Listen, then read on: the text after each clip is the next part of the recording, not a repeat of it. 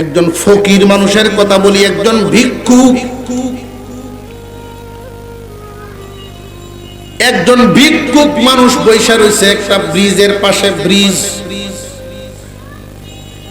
যেই ব্রিজটা নতুন একটা ব্রিজ হয়েছে, দেশের মানুষ পার্কের মতো আইসা ঘুরে দেখার জন্য। নতুন কিছু হইলে তো প্রত্যেকে আইসা দেখে, বিভিন্ন এলাকার মানুষ আইসা দেখা যায়। একজন খ্রিস্টান এই ব্রিজটা দেখা গিয়ে তার বাসায় বলতেছে, আমি একটা ব্রিজ দেখে আইছি, কত সুন্দর, আগামীকাল বন্ধু বান্ধব নিয়ে আবার সেখানে আমি যাব, তুমি তৈরি থেকো, সপ্তাহখানিক পরে তোমারেও নিয়ে দেখায় আসবো। বিবিরে বলছো। বন্ধুদেরকে নিয়ে যখন সেখানে গেছে, এই খ্রিস্টান লোকটা ব্রিজের পাশেই যখন নামলো গাড়ির থেকে, তার পকেটের ব্যাগটা, মানি ব্যাগটা পড়ে গেছে। উনি খেয়াল করেন নাই, দেখেন নাই, খ্রিস্টান মানুষটা দেখেন নাই তার ব্যাগটা। টোর শেষ করে তারা চলে গেল। ভিক্ষুক মানুষ এই ব্যাগটার যে উঠাইছিলেন, ব্যাগের ভিতরে অনেকগুলো ডলার, কয়েক হাজার ডলার, অথচ 1 টাকা 8 আনা করে ভিক্ষা করে, কিন্তু নীতি হারা না। এই ভিক্ষুক নীতিবান, ব্যাগটারে স্বাচ্ছন্দ্যে যতন করে তার কাছে রেখে দিছে। পঙ্গু মানুষ চিৎকার করছেন পিছন থেকে, কিন্তু এই গাড়ির ভিতর থেকে তারা শুনেন নাই। দৌড়ায় গিয়ে ধরার মতো গায়ে তো শক্তিও নাই, ব্যাগটা নিয়ে অপেক্ষায় আছেন, যেই দিন এই লোক আর একবার আসবে, ওই দিন যেন দিতে পারি।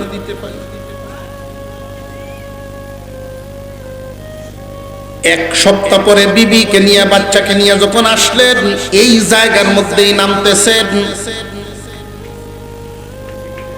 যেই মাত্র লোকটা নামলেন, এই ব্যাগটা এইভাবে দেখাইছেন দূর থেকে, ভাইজান এই আপনার ব্যাগটা আমার কাছে। খ্রিস্টান দৌড়ায় আসছে। 1 সপ্তাহ যাবত এই ব্যাগ খুঁজি, এই ব্যাগটা আমি খুঁজতেছি, বড় মূল্যবান সম্পদ এটার ভিতরে। এই ব্যাগের ভিতরে অনেক মূল্যবান সম্পদ আছে। কি আছে?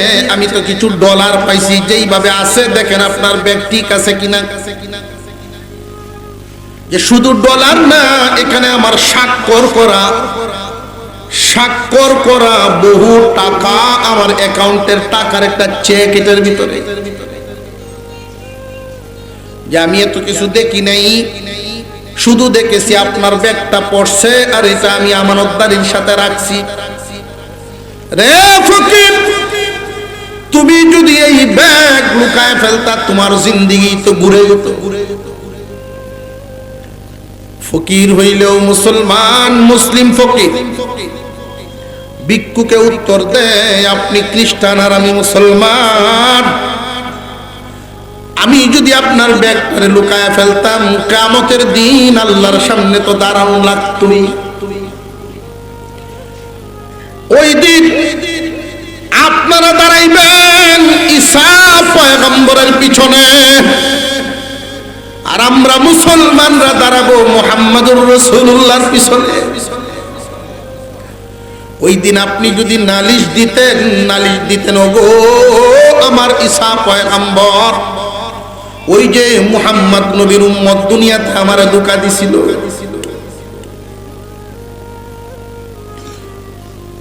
আপনি যদি নালিশ করতেন আপনার পয়গম্বরের কাছে, ওই দিন আমার পয়গম্বর বিশ্বনবী এই কথা শুইনা লজ্জিত হয়ে যাইতেন। আমার বদামলের কারণে আমার নবী হাসরের মাঠে কেন লজ্জা পাবে? আল্লাহর রাসূল বলেন, মান গাশশা, যে দুকাবাজ, ফালাইসা মিন্নি, সে আমার উম্মতের কেউ না, উম্মতের দলের না। আমার উম্মত দুকাবাজ হবে না, আমার উম্মত সত্যবাদী হবে। আমার উম্মত যদি সত্যবাদী হয়, কিয়ামতের দিন আমি গর্ব করতে পারবো, ফখর করতে পারবো সারা হাসরবাসীর উপরে। আমার উম্মতরা ধোঁকাবাজ নয়, আমার উম্মত গরিব টিকেই উপবাস রইছে, খেজুর খায়া পানি খায়া দিন কাটাইছে, কিন্তু মানুষকে ধোঁকা দেয় না। কিয়ামতের কঠিন ময়দানে যেই দিন আল্লাহর সামনে মানুষ দাঁড়াবে, মহান আল্লাহ পাক রব্বুল আলামিন ইচ্ছা করলে জান্নাতীকে জান্নাত, জাহান্নামীকে জাহান্নাম ঘোষণা দিয়ে দিতে পারতেন, কিন্তু আল্লাহ যে ঘোষণা দেন নাই, অবশ্যই কোনো কারণ আছে না নাই। মহান আল্লাহ পাক জানেন কে জান্নাতী কে জাহান্নামী, কিন্তু এরপরেও তিনি ঘোষণা দেন নাই। তার কারণ হলো এই দুনিয়ার জমিন থেকে অনেক মানুষ অন্তরে জ্বালা নিয়ে কবরে গেছে, এই জ্বালা দূর করার জন্যই হাসরের মাঠ। একজন আর একজনের ঠকাইছে, একজন আর একজনের হক নষ্ট করিয়াছে, এই বিচার হবে হাসরের মাঠে। জালিম আর মজলুমকে সামনাসামনি হাজির করা হবে। এই জমিনে এমন ঘটনা অনেক আছে, লক্ষ্য করে দেখবেন। অপরাধ করে একজনের সাজা ভুগে আরেকজনে, অন্যায় করে একজনে সাজা ভুগে আরেকজনে, এমন ঘটনা জমিনে আছে না নাই? আলি মুহাম্মদ কামা সাল্লাইতা আলা ইব্রাহিম ওয়া আলা আলি ইব্রাহিম ইন্নাকা হামিদুম মাজিদ। আল্লাহুম্মা বারিক আলা মুহাম্মাদিন ওয়া আলা আলি মুহাম্মাদ কামা বারাকতা আলা ইব্রাহিম ওয়া আলা আলি ইব্রাহিম ইন্নাকা হামিদুম মাজিদ।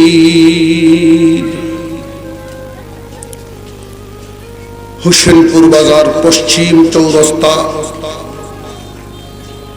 ব্যবসায়ী ও এলাকাবাসীর উদ্যোগে আয়োজিত 13তম বার্ষিক ইসলামী মহাসম্মেলনের শ্রদ্ধাভাজন সভাপতি সাহেব, উপস্থিত হযরত উলামায়ে কেরাম, মুরব্বিয়ান আযম, সর্বস্তরের মুসলমান ভাইয়েরা, পর্দার আড়াল থেকে আলোচনা শুনছেন দিনদার ইমানদার মুসলমান মা ও বোনেরা। আল্লাহ পাক রব্বুল আলামিনের দরবারে শুকরিয়া আদায় করি, যিনি একান্ত দয়া করে এই এলাকায় বসবাসকারী বহু মানুষ থেকে বাছাই করে আজকের এই মাহফিলে বসার তৌফিক আমাদেরকে দান করেছেন, বলি আলহামদুলিল্লাহ। আজকের মাহফিল ব্যবসায়ীদের উদ্যোগে মাহফিল। যারা ব্যবসা করে তারা নিজেরা নিজেদের মর্যাদা বুঝতে না পারলেও আল্লাহর দরবারে অনেক দাম। ব্যবসায়ীদের মর্যাদা আল্লাহর রাসূল বর্ণনা করেছেন। তবে ব্যবসায়ী দুই ধরনের। একদল ব্যবসায়ী হলো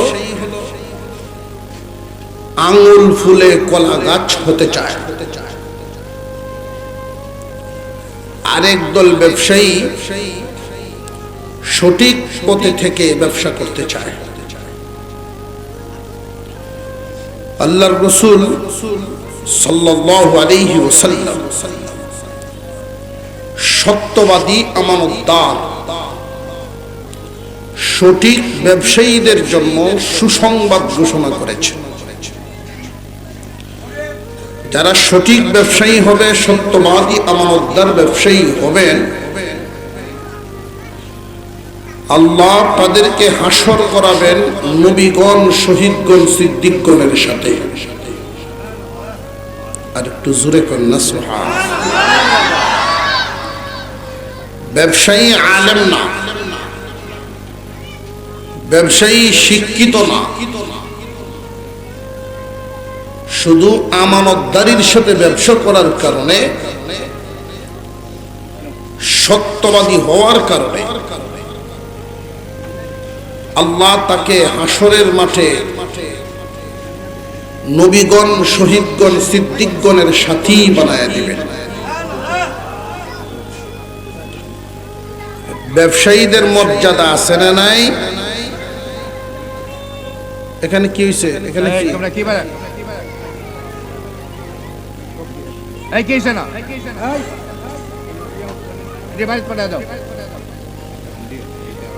ছোট ছোট বাচ্চাদেরকে বড়দের মাঝখানে বসায় দেওয়া, একজন একজন করে আলাদা আলাদা করে বড়দের মাঝখানে বসায় দেওয়া। এরা একসাথে বসলে তো একটু ঝগড়া করবে, কথাবার্তা বলবে, এলোমেলো করবে।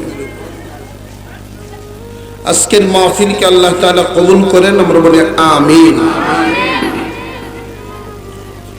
ব্যবসা একটা মহান কাজ, ব্যবসাটা মহান কাজ। কেউ যদি সঠিকভাবে ব্যবসা করতে পারে, সঠিক একজন ব্যবসায়ী দেশ, জাতি, সমাজের সম্পদ। সঠিক একজন ব্যবসায়ী দেশ, জাতি, সমাজের সম্পদ। আর বেঠিক দুর্নীতিবাজ ব্যবসায়ী দেশ, জাতি, সমাজের দুশমন।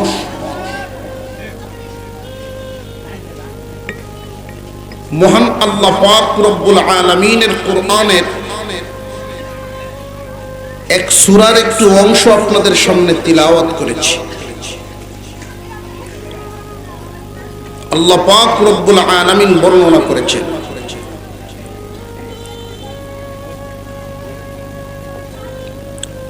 ওয়াইলুল লিল মুতাফফিফিনা আল্লাযীনা ইযা তালু আলান নাসি ইস্তাওফুন ওয়া ইযা কালুহুম আও ওয়াজানুহুম ইউখসিরুন। ওয়াইলুন ধ্বংস, লিল মুতাফফিফিন যারা মুতাফফিফ হয় তারা ধ্বংস। এই কথাটা বলছেন কে? জবান খুলে একসাথে আওয়াজ দিয়ে বলবেন, কে বলছেন? মুতাফফিফ যারা, ধ্বংস তারা। মুতাফফিফের পরিচয় আল্লাহ তুলে ধরেছেন সকল মানুষের যেন বুঝতে পারে, জনসাধারণ বুঝতে পারে, শিক্ষিত অশিক্ষিত সব মানুষ যেন সহজে বুঝতে পারে। আল্লাহ বলেন, আল্লাযীনা ইযা তালু আলান নাসি ইস্তাওফুন ওয়া ইযা কালুহুম আও ওয়াজানুহুম ইউখসিরুন। আল্লাহ বলেন, রে দুনিয়ার মানুষ, মুতাফফিফ চিনিয়া নাও, মুতাফফিফ হওয়া থেকে নিজেদেরকে বাঁচায় নাও। মুতাফফিফ ধ্বংস। মুতাফফিফ কারা? যে সমস্ত লোকেরা মানুষের কাছ থেকে, মহাজনদের কাছ থেকে, ফ্যাক্টরি থেকে মাল আনার সময় পরিপূর্ণ মেপে আনে, আর জনগণকে দেওয়ার সময় ওজনে কম দেয়। আনার সময় ঠিকই আনে, দেওয়ার সময় কম দেয়। ওই মানুষগুলো মুতাফফিফ। তাফিফ শব্দটা অর্থ হলো তুচ্ছ। তাফিফ অর্থ তুচ্ছ। মহান আল্লাহ পাক রব্বুল আলামিন এখানে যে বিষয়টা বুঝিয়েছেন, আপনারা পত্র পত্রিকায় দেখে থাকবেন যে সমস্ত লোকেরা দেশ এবং জাতির কোটি কোটি, হাজার হাজার কোটি টাকা মেরে দিয়ে দেশের বাহিরে পাচার করে ফেলছেন তারা মুতাফফিফ না। যে সমস্ত লোকেরা জনগণের মাল কলমের এক খুঁচায় কোটি কোটি টাকা খেয়ে ফেলে, ওইটা মুতাফফিফ না, রাগব্বাল। মুতাফফিফ বলে তাফিফ শব্দ থেকে আনা হয়েছে। তাফিফ শব্দের অর্থই তুচ্ছ, নগণ্য, যে বিষয়টাকে মানুষ দেখে না দেখে ছেড়ে দেয় এমন বিষয়। আল্লাহ পাক রব্বুল আলামিন এই বিষয়টাকে বুঝাইলেন। আমি সহজে আপনাদেরকে বলতে চাই, একজন মানুষ যদি 10 কেজি মাল কিনেন,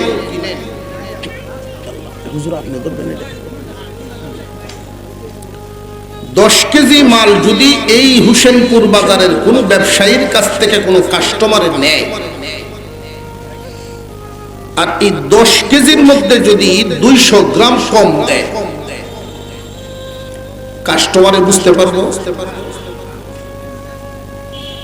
এই কমটা খুব বেশি কম না তুচ্ছ, একদম অল্প। কোন মানুষ যদি 1 কেজি মাল মেপে দেওয়ার সময় 1000 গ্রামে কেজি হয়, 990 গ্রাম বানায় রাখছে, 10 গ্রাম কেজিতে কম। 10 গ্রাম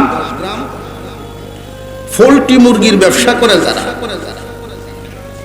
রমজানেতেই ধনী হয় তারা, রোজার মাস কি চলাটা চলে, কথা বুঝে আসতেছে? আমি আর এক কান কথা আগে কইয়া দিই, আগামী বছর আমার দাওয়াত দিবেন কিনা এটা আমি জানি না, কারণ যেহেতু ব্যবসায়ীরা প্রোগ্রাম, আমরা কামে এলো যেই জায়গা অ্যালার্জি এখানে ওষুধ দেন। এই জন্য আপনি যদি কেউ রুফরে ফুরে যায় কি আমার কথা, আল্লাহর রাস্তায় আপনি মাফ করবেন, আমি চিনি না কেউ, কে কোন ব্যবসা করেন এটা আমি জানি না। ব্যবসায়ীরা মাহফিল করাচ্ছেন কোরআন হাদিসের আলোচনা শুনবেন বলে, আর আমাদের এই আলোচনা শোনার পরে যদি আপনার মনে আঘাত আসে, এটা আপনার মনের রোগ, আমার দোষ না। আল্লাহ পাক রব্বুল আলামিন বলেন, ধ্বংস তারা মুতাফফিফ যারা। মুতাফফিফকে তুচ্ছ নগণ্য কৌশলে চোখের আড়ালে একটু একটু করে মানুষকে কম দেয়। 1 টন সয়াবিন তেল আনলো মহাজনের কাছ থেকে একজন ব্যবসায়ী, 1 টন। এই 1 টন তেল 1 সপ্তাহ 10 দিন এসে বিক্রি করবো 1000 কাস্টমারের কাছে। এই 1 টন তেল যে বিক্রি করব, প্রতি লিটারে ন্যূনতম একটা লাভ তো ধরা আছেই, আবার নিচে দিয়ে কৌশলে যদি একটু লিটারে 10 গ্রাম কমায় দিতে পারে, তো এই কমানোর চিন্তাটা করে কেন? আমি আগেই বলছিলাম, আঙ্গুল ফুলে কলা গাছ হওয়ার নিয়ত। মুসলমান ভাইয়েরা, ব্যবসা এটা একটা ইবাদতের শামিলে হয়। যদি সত্যবাদী আমানতদার ব্যবসায়ী হয়, গদিত বসে থাকাটাও নেকির কাজ হয়। ব্যবসায়ী যদি সত্যবাদী আমানতদার হয়, গদিত বসে থাকাটাও ইবাদত হয়। আমরা মুসলমান বটে, তো মুসলমানের ব্যবসায় ইসলাম নাই, চাকরিতে ইসলাম নাই, গৃহস্থিতে ইসলাম নাই, বিয়ে শাদিতে ইসলাম নাই, সংসারে ইসলাম নাই। আমরা মুসলমান, কিন্তু আমাদের কাজকর্মে পরিবার পরিজনে ইসলাম নাই। মুসলমান এক জায়গায়, ইসলাম আর এক জায়গায়। মুসলমান ইমানদার ভাইরা আমার, বর্তমান সময়ে মাপ 3 ধরনের। কয় ধরনের মাপ? একটা হলো পিতার মাপ, আরেকটা হইল লিটারের মাপ, আরেকটা কেজির মাপ। তিনটা মাপের মধ্যেই দুর্নীতি পাওয়া যায়, আছে না নাই? তিন মাপের মধ্যেই দুর্নীতি পাওয়া যায়। পিতার মাপেও দুর্নীতি আছে, লিটারের মাপেও দুর্নীতি আছে, কেজির মাপেও দুর্নীতি। কোন মানুষ আনলো পরিপূর্ণ দিল কম। এখন যদি দেখা যায় আনছে যেমনে দিছেও এমনে, তাহলে সমস্যা নাই। মহাজনের কাছ থেকে আনছে যেইভাবে, মফস্বল থেকে কিনে আনছে যেইভাবে, দেওয়ার সময় দেয় সেইভাবে, কোনো সমস্যা নাই। কিন্তু আনার সময় আনলো পরিপূর্ণ, দেওয়ার সময় দেয় কম। যেই মানুষটা, যেই ব্যবসায়ী ওজনে কম দেয়, কাস্টমারদেরকে হয়তো চোখের আড়ালে চালাকি করে হাতের ক্যাপাসিটিতে দিয়ে দিল। সমাজে মুরব্বীদের মুখে একটা কথা শুনি, চুরের বারবার সাউদের একবার। চুর কিন্তু সব সময় চুরি করে পার পায় না, কোনো না কোনো সময় ধরা খায়। যে সময় ধরা খাইব, যেই সময় ব্যবসায়ী যে ওজনে কম দেয়, কাস্টমারে যখন বুঝতে পারবো এই কাস্টমার কি এই দোকানে তার জীবনে আর কোনোদিন যাইব, এতে কি ব্যবসায়ীর লাভ হইল না ক্ষতি হইল? এই ক্ষতিটাই আল্লাহ দুনিয়ার ক্ষতি বুঝাইলেন। কাস্টমার ছুটলো, মালের ক্ষতি হইল। এই কাস্টমারের অন্তরে দুকাবাজ ব্যবসায়ী হিসাবে তুমি বাঁচিয়া থাকবা, জীবনে কোনোদিন তোমার সম্মান দিবে না। ইজ্জতও গেল, মালেও গেল, ইজ্জতের ক্ষতি, মালের ক্ষতি। আল্লাহ বলেন ওয়াইলুন, ধ্বংস। মালও যাবে, ইজ্জতও যাবে, তুমি ধ্বংস। এটা ইহকালীন ধ্বংস। পরকালীন ধ্বংসটা পরে বলবো, ইহকালীন ধ্বংসটা আগে বুঝিয়ে নেন। কাস্টমার কমবে, মানুষের অন্তরে তোমার সম্মান উঠে যাবে। দরা যে খাইব এটা আপনাদের বুঝে আসেনি, কোনো না কোনো দিন দরা খাইবই। গ্রাম অঞ্চলে আপনাদের এই বাজার রোববারে বুধবারে, এখন তো সারা সপ্তাহেই মোটামুটি বাজার চলে, আগে এরকমও চলতো না। তো গ্রামের এক লোক বুসিমাল মনোহরির দোকান থেকে 4 দিন 5 দিনের মাল একসাথে গাট্টি বেঁধে নিয়ে যান। এই মহাজন দোকানদারি জিগাইলেন, ও বাবা তুমি কি করো? যে আমি তো একটা গরুর ফার্ম পালি আর গৃহস্থী করি। তোমার কি গাভী আছে, দুধ বিক্রি করতে পারো? জি পারি। তাহলে এক কাজ করবা, যেই দিন আসো আমার জন্য 3-4 লিটার দুধ নিয়ে আইবা। সপ্তাহে 1-2 বার আসা যাওয়া হয়, 2-3 লিটার করে দুধ সে আনে। মাস 1.5 মাস চলার পরে হঠাৎ একদিন মহাজনে কয়, তুমি আমার দোকানের 10-12 বছরের কাস্টমার, মন থেকেই তোমারে মহব্বত করতাম, কিন্তু আজকে আমি বুঝতে পারছি তুমি একটা দোকানদার। উনি আশ্চর্য, বোকার মতো তাকিয়ে আছেন। কেন? যে তুমি যে আমার 3 লিটার দুধ দাও, আমি পরে মাইপা দেখছি, এতদিন মাপি নাই, বিশ্বাসের উপরে রাখছি। আমি মাইপা দেখছি তোমার এই 3 লিটার দুধের মধ্যে আধা দুধ কম, 1/4 600 গ্রাম দুধ কম। তুমি আমার এই 1.5 মাস পর্যন্ত কম দিয়া গেলা, মিয়া বিশ্বাসের করে ছুটিতে করলাম। উনি কোনো উত্তরই দিতে পারেন নাই। উনি বুঝতেই পারতেছে না ভুলটা কোন জায়গায়। পরের বাজারে যখন উনি আবার আসছেন, মহাজনকে উদ্দেশ্য করে বলেন, মহাজন সাহেব, রূপ তো আমি পাইছি। যে কি পাইছো? বেজাল কোন জায়গায় লাগছে? আমার ঘরে আসলে কোনো পাথরই নেই। আমি যে আপনার দোকানের 12 বছরের কাস্টমার, এই দোকান থেকে যত পুটলা নেই 2 কেজির একটা পুটলারে ওজন করার জন্য পাল্লার এক সাইডে রাখছি, আর আপনার দুধ আর এক সাইডে রাখছি। আপনার দোকান থেকে নেওয়া পুটলা দিয়ে আমার পেয়েছি তো, কথা বুঝেন নাই? আপনার দোকানের নেওয়া পুটলা দিয়েই মাপছি আমি, আধা কম হয়েছে। আপনি আমার দুকাবাজ বলতেছেন 1.5 মাসের ঠকা ঠকিয়া। আমি যে 12 বছরে কি পরিমাণ ঠকা ঠকছি, এখন আমার জ্বালা কই লুগাইয়া।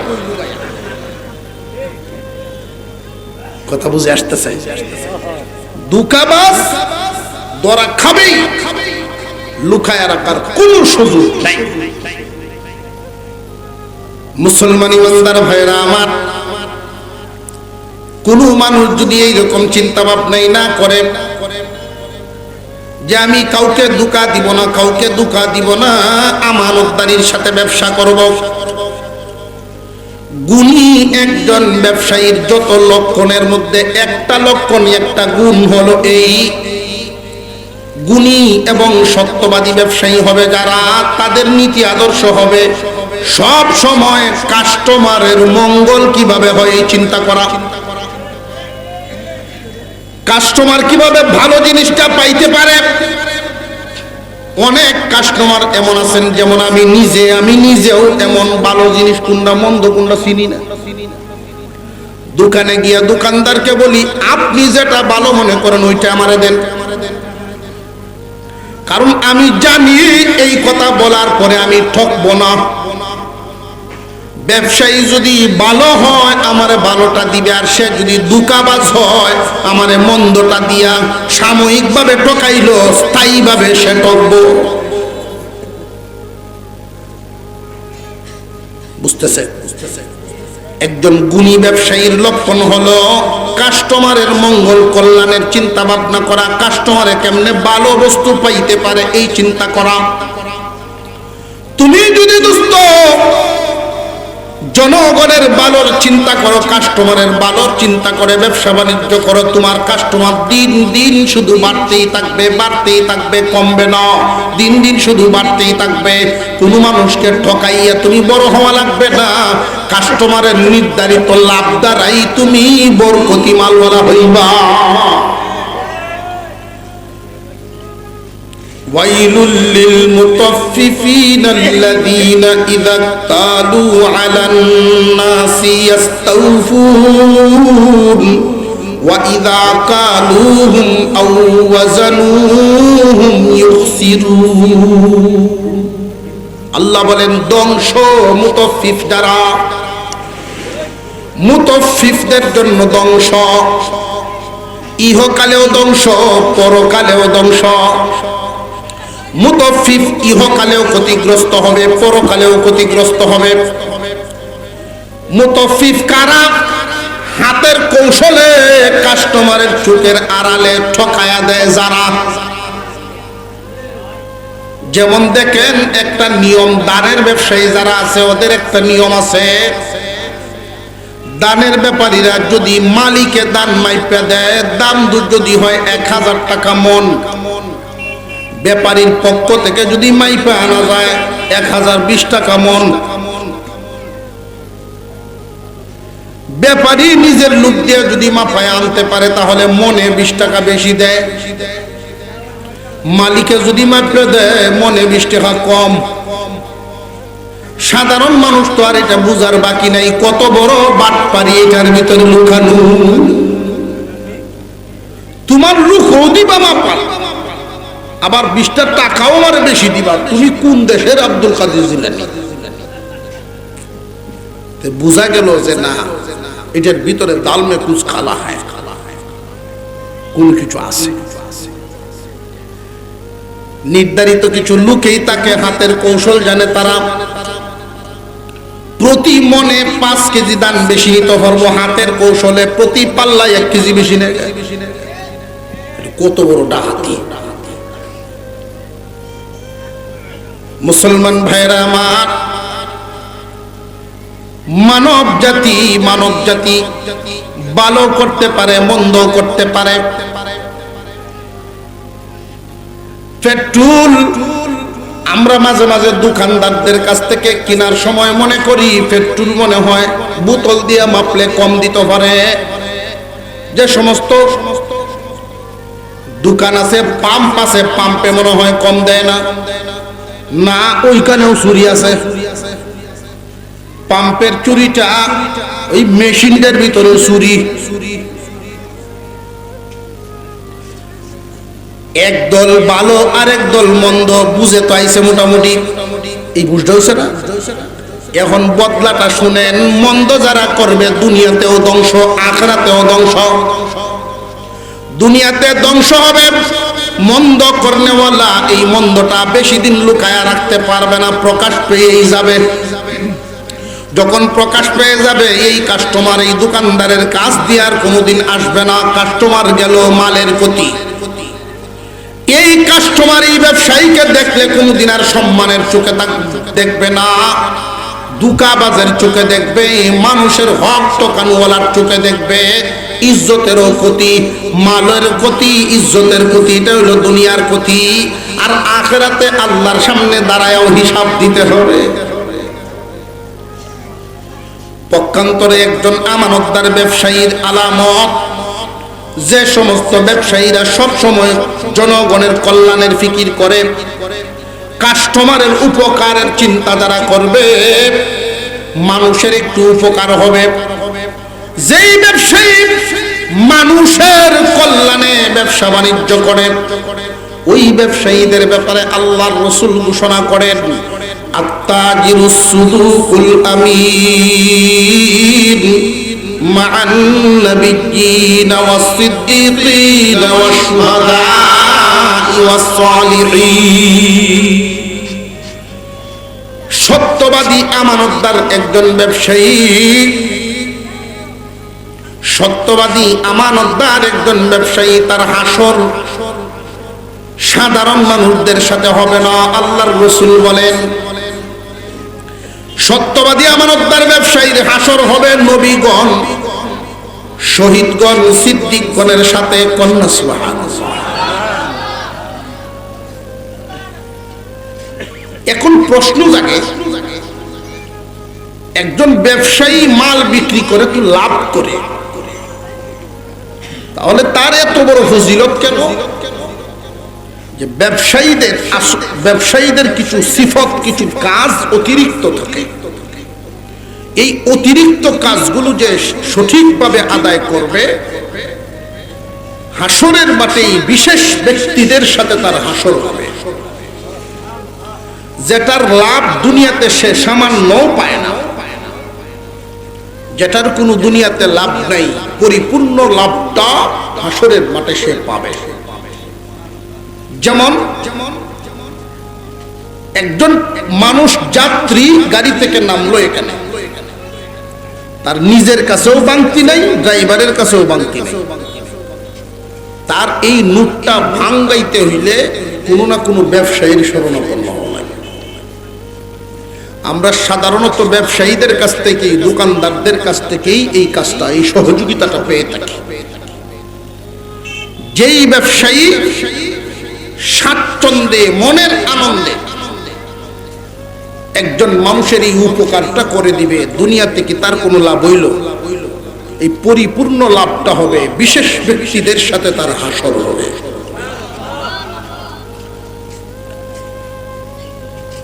অনেক মানুষের ব্যাগের গায়ে লিখে রাখে, বিকৃত মাল ফেরত যোগ্য নয়। এটা মুসলমানদের আদর্শের বাইরের কথা। একজন মুসলমান ব্যবসায়ী কথা লিখতে পারে না।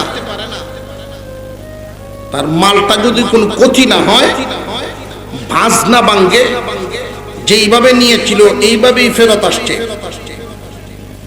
সে যে লাভটা করছিল, এখানে কিন্তু কিছু না কিছু লাভ তো করছিল বিক্রির সময়। মালটা রেখে লাভ সহজে ফেরত দিল, মনের একটা কোরবানি দিল। এই মনের কোরবানিটার বদৌলতে বিশেষ ব্যক্তিদের সাথে হাসরের মাঠে তার হাসর হবে। বিকৃত মাল ফেরত দিব না, ফেরত দেওয়ার নিয়ম নাই, এই জাতের কথা।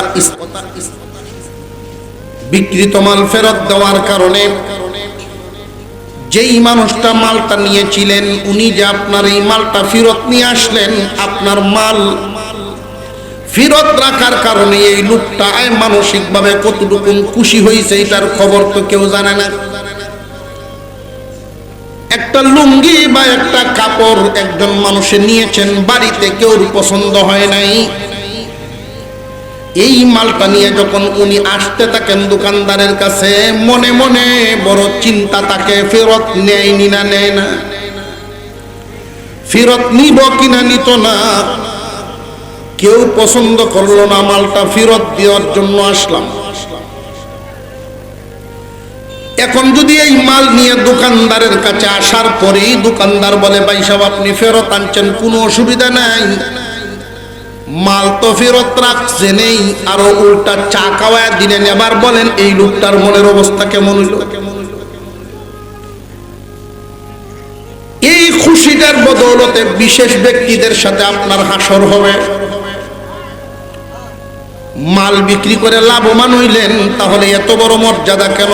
এত বড় মর্যাদা এই কারণেই ব্যবসায়ীদের এমন কিছু কাজ তাদের দ্বারায় হয় যেটা সাধারণ অন্য মানুষদের দ্বারায় হয় না। সৎ আমানতদার একজন ব্যবসায়ী সমাজের মধ্যে সম্মানী, ইবাদতেও তার অনেক অনেক লাভবান। কারণ 5 ওয়াক্ত নামাজের পরে বাকি যেই সময়টা সৎ পথে ব্যবসা করার জন্য যে গদিতে বসে রইল, মানুষের কল্যাণের ফিকির করলো, মানুষের চিন্তা কিভাবে একজন কাস্টমারকে ভালো একটা জিনিস দেওয়া যায়। গদিতে যতক্ষণ বসে থাকে একজন মানুষ, ততক্ষণ পর্যন্ত এই ব্যবসায়ীর আমল নামায় নেকি লিখা হয়। মুসলমান ইমানদার ভাইরা আমার, আল্লাহ পাক রব্বুল আলামিন এই দুনিয়ার জমিনে চিরদিন আমাদেরকে রাখবেন না, দুনিয়ার থেকে তো অবশ্যই নিয়ে যাবেন। কিয়ামতের কঠিন ময়দানে যেই দিন আল্লাহর সামনে দাঁড়াবো, আল্লাহর সামনে যেই দিন আমরা দাঁড়াবো, এমন একটা দিন আমাদের সামনে আছে না নাই? সন্দেহ আছে কি? আওয়াজ দিয়ে বলেন, এমন একটা দিন আমাদের সামনে আছে না নাই? আল্লাহ পাক রব্বুল আলামিন এই সূরার ভিতরে আল্লাহ বলেন, ওয়াইলুল লিল মুতাফফিফিনাল্লাযীনা ইযা তালু আলান নাসি ইস্তাওফুন ওয়া ইযা কালুহুম আও ওয়াজানুহুম ইখসিরুন আলা ইয়াযুন্নু উলাইকা আন্নাহুম মাবউসুন লিয়াউমিন আযীম। মানুষ কি চিন্তা করে না যেই দিন, সেই মহান দিবসের কথা কি মানুষ চিন্তা করে না যেই দিন সব মানুষকে আল্লাহর সামনে দাঁড়াতে হবে? যদি এই চিন্তাটা একজন মানুষ করে যে আল্লাহর সামনে দাঁড়ায় হিসাব দিতেই হবে, তাহলে এই তুচ্ছ তাচ্ছিল্য করিয়া মানুষকে ঠকানোর কথা না। একজন ইমানদার মুসলমান নিজের জন্য যা ফিকির করবে, নিজের জন্য যেটা ভালো মনে করবে, অন্যের জন্য যেন এটাই ভালো মনে করে। নিজের জন্য যেটা ক্ষতি মনে করবে, অন্যের জন্য যেন সেটাই ক্ষতি মনে করে। মুসলমান কোনদিন ধোঁকাবাজ হতে পারে না। মুসলমান যেই মানুষটা ধোঁকাবাজ হইয়া যায়, দুঃসংবাদ শুনো, বিশ্বনবী বলেন, মান গাশশা ফালাইসা মিন্নি। যে ধোঁকাবাজ হয়, মানুষকে যে ধোঁকা দেয়, জানিয়া রাখো আমি মুহাম্মাদের দলের লোক সে না, সে আমার উম্মতের কেউ না। আমার উম্মত ধোঁকাবাজ হতে না, আমি মুহাম্মদ ধোঁকা দেই না। হুজুর সাল্লাল্লাহু আলাইহি ওয়াসাল্লামের উপরে কুরআনুল কারীমের সর্বশেষ আয়াত যেই দিন নাজিল হয়, আপনার আমার পয়গম্বরের দুনিয়ার থেকে বিদায় হওয়ার মাত্র 9 দিন আগে, দুনিয়ার থেকে বিদায় হওয়ার মাত্র 9 দিন আগে এই আয়াত, সর্বশেষ আয়াত কানা নাজিল হয়। এর আগে ইসলাম কমপ্লিট বলে ঘোষণা হয়ে গেছে। কমপ্লিট বলে ঘোষণা হওয়ার পরে মাত্র 9 দিন আগে এই আয়াত নাজিল হয়, ওয়াত্তাকু ইয়াওমান তুরজাউনা ফীহি ইলাল্লাহ সুম্মা তুওয়াফফা কুল্লু নাফসিম মা কাসাবাত ওয়া হুম লা ইউযলামুন। ভয় করো তোমরা ওই দিনটাকে যেই দিন সব আল্লাহর সামনে যাইবা। গেলেই শুধু শেষ না,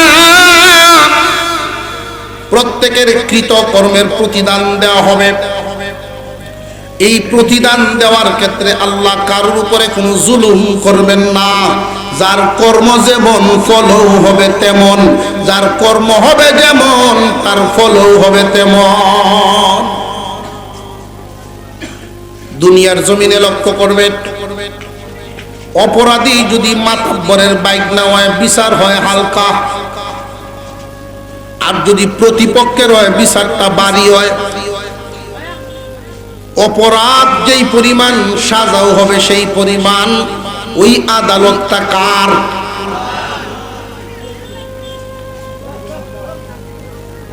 দুনিয়ার জমিনে অনেক মানুষ অনেক কিছুর বিচার পায় না। মহান আল্লাহ বলেন এই আদালত কায়েম করব সেই বিচার সঠিকভাবে পাওনাদারের পাওনা দেওয়ার জন্য। ওয়াইলুল লিল মুতাফফিফিন, যারা তুচ্ছ তুচ্ছ অল্প অল্প করে জনগণকে ঠকায়া, ওজনে কম দিয়ে ব্যবসা বাণিজ্য করে, মানুষকে ঠকায়া ব্যবসা বাণিজ্য করে। আমাকে এক লোক একদিন বাজারে গেছি, নিজে বাজার করতেছি, একজন মাছওয়ালা বলতেছেন, হুজুর আপনার কাছ থেকে কোনো লাভ করতাম না, ওনার আশপাশে যারা আছে সবাই না, হুজুর তো লাভ রাখিস না, কিনা দামে দেয়, কিনা দামে। তো কিনা দামে দিল আমারে, আমার এই সন্দেহ রয়ে গেল, লোকটা লাভ করলো না।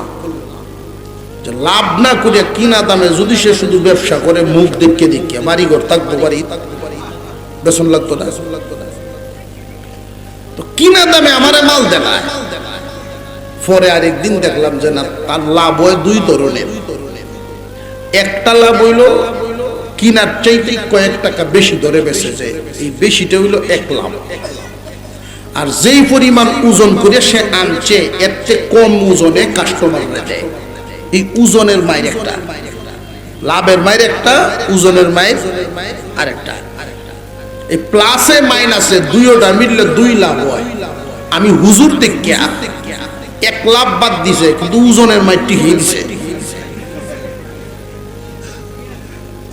এই মুহূর্তে তো ওজনটা তো আর টকাই থাকতো না, এটা ঠিক করতে পারতো, কারণ পাল্লা তো আর দাবাই আর থাকতো না, আমার লাগি এটার মাপ তো ঠিক রকম। আমি বুঝলাম কেমনে, 10 কেজি মাছ বাড়িতে নিয়ে যখন মাপছি 9 কেজির চেয়ে একটু বেশি হয়। 10 কেজি হয়, 9 কেজির থেকে একটু বেশি হয়, 10 কেজি হয় না।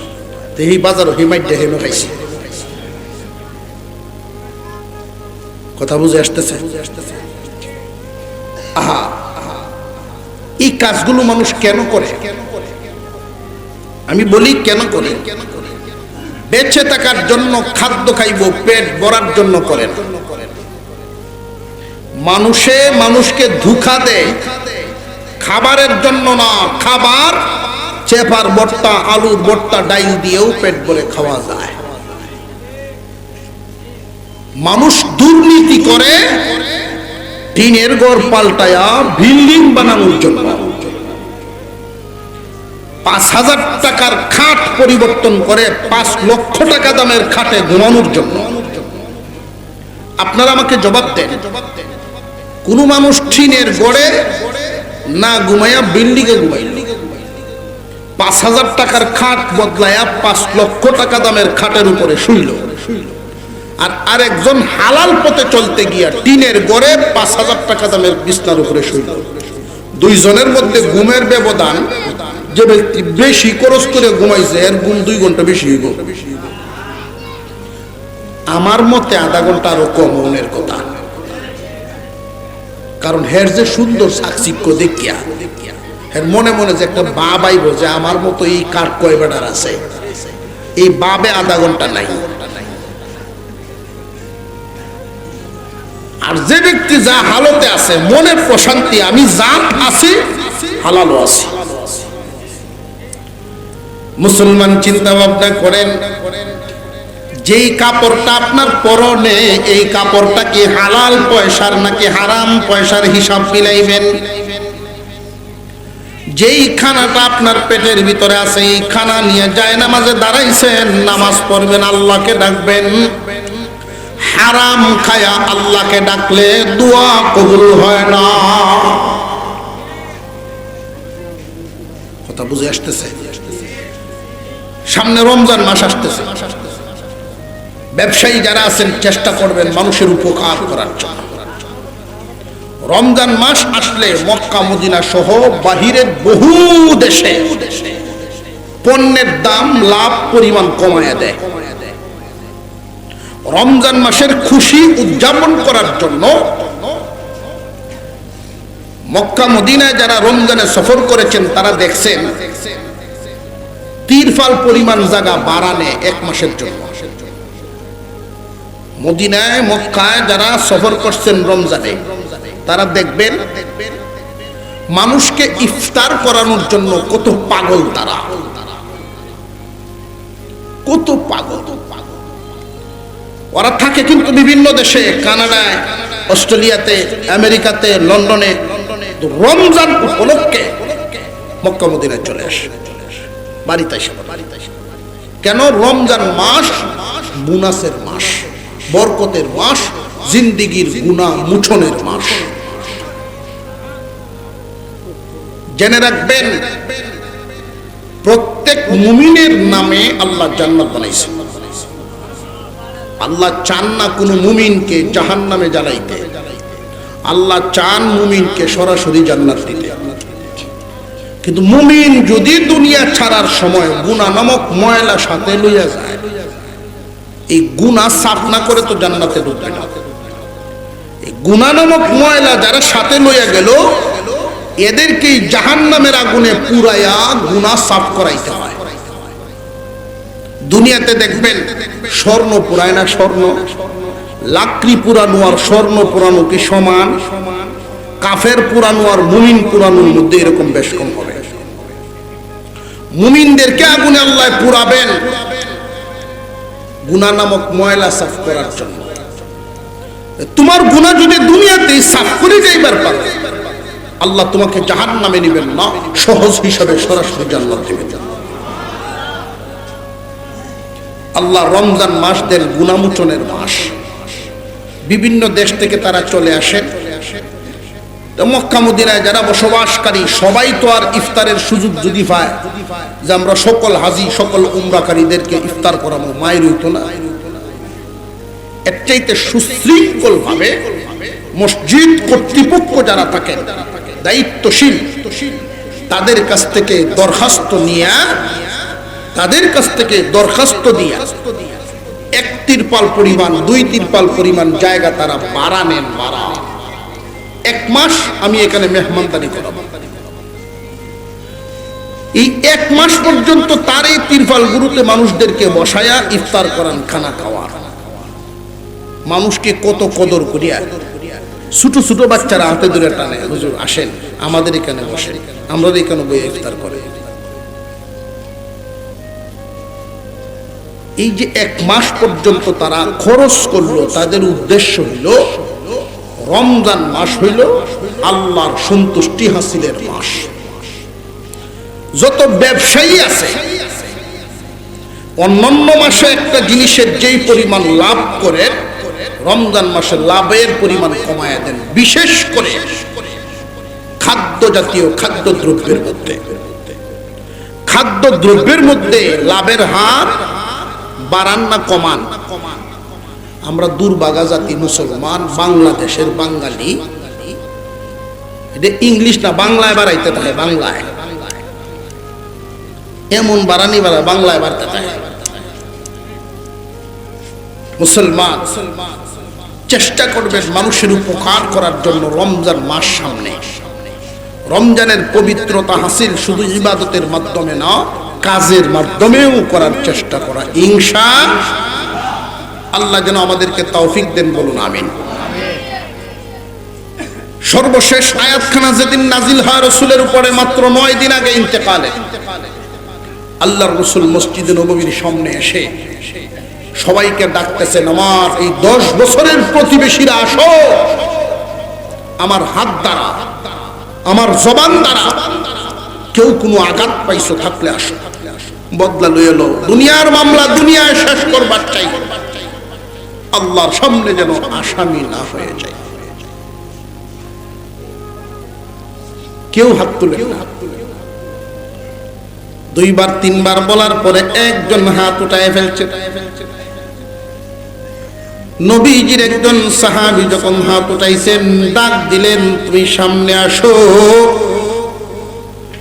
কোন দিন তুমি আঘাত পাইছিলে আমার একটু বোঝায় বলো।